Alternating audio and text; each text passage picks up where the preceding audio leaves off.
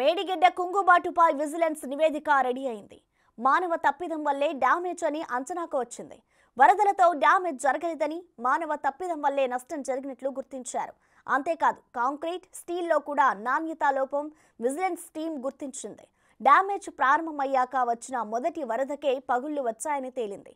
పగుళ్లను repair చేయాలంటూ వర్షాకాలానికి 10 రోజుల ముందే ఎల్ఎన్టీ విజిలెన్స్ లేఖ రాసింది. అయితే ఆ లేఖకు ఎలాంటి స్పందన రాలేదని తెలుస్తోంది.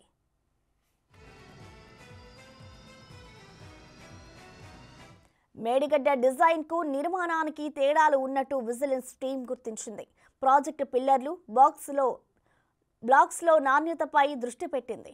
ఇప్పటికే శాంపిల్స్ను ల్యాబ్కు పంపించారు. ఇప్పటి వరకు మేడిగడ్డ నిర్మాణంపైనే విచారణ జరిగింది. త్వరలో పంప్ హౌస్లపై కూడా విచారణ జరిగే అవకాశం ఉంది. 2018 నుంచి మేడిగడ్డలో జరిగిన నిర్మాణంపై శాటిలైట్ డేటా అడిగింది. 2-3 రోజుల్లో విజిలెన్స్ చేతికి శాటిలైట్ డేటా అందే అవకాశం ఉంది.